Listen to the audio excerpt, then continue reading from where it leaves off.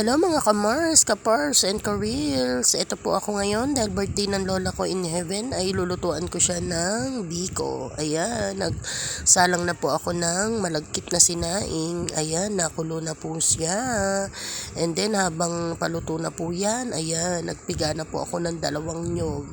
1 kilong malagkit po ang binili ko at ayan, 2 nyog ang aking ihahalong gata. Ayan, piga-piga lang ang person habang nanonood ako ng TV, kaya ako palinga-linga po dyan. Medyo maganda po kasi yung palabas. Ayan, na ano pa na po natin, sinisimot-simot po natin yung gata. Unang piga lang po yan ha, ng 2 nyog po ha. Ayan, and then sasalain ko na po yan para at least po hindi po masama yung mga natira sa piniga kong nyog.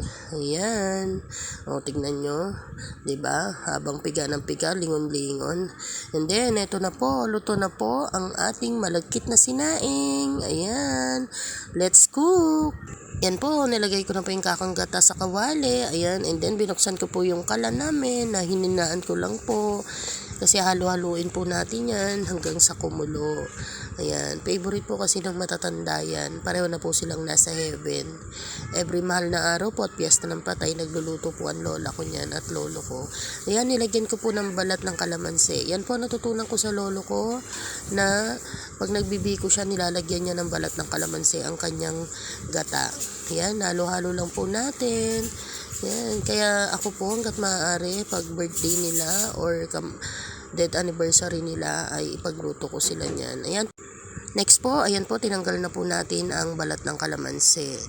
Ayan, sinunod ko na po ang asukal na pula. Ayan, halo-haloin pa rin po natin. Ayan. Nakakamiss din po ang mga biko ng matatanda. Sa kanila ko lang din po kasi natutunan yan. Yan, nung una rin po, hindi rin ako mahilig dyan. Pero nung natikman ko yung luto ng lolo ko at lola ko, yan, ginusto ko na rin po siya. And then, yan, kumukulo-kulo na siya. Yan, kulang po yung asukal ko niyan. Kulang pa po yan sa tamis, kaya nagpabili pa po ako. Dapat po kalahating kilong asukal lang ilagay ko dyan. Dahil 1/4 lang po yung nabili ko, kaya inutusan ko po yung anak ko na bumili ng isa pang 1/4. Ayan po. Ayan, nilagay ko na po. And then, ayan, okay na po yung ano niya, kulay niya. And then, yung tamis niya. Ayan, hayaan lang po natin mag-melted yan. Ayan, halo-haloin pa lang din po hanggang sa mag-melted na po siya. Ayan, tignan nyo, nakulo na siya, diba? Nakakapagod lang din magbiko, pero masarap naman kapag nailuto mo na siya. Worth it naman po dahil masarap talaga siya. Yan, melted na po siya. Nilagay ko na po ang malagkit na kanin. Ayan. Then, pagkalagay ko po niyan, halo-haluin lang din po natin yan. Ganito po ako maghalo sa una ng biko. Patusok po.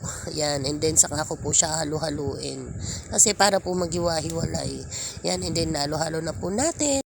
Nakakapagod lang po talaga maghalo, pero okay na po. Ayan naman po ang kinalabasan ng ating biko. Yummy, yummy.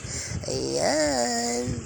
Then, ito na po ang finished product natin. Ilalagay na lang po natin yan sa lalagyan. Ayan po, sa aking inay in heaven, happy birthday po. Alam ko po na lagi nyo kami binabantayan. We love you po. God bless po. Bye-bye.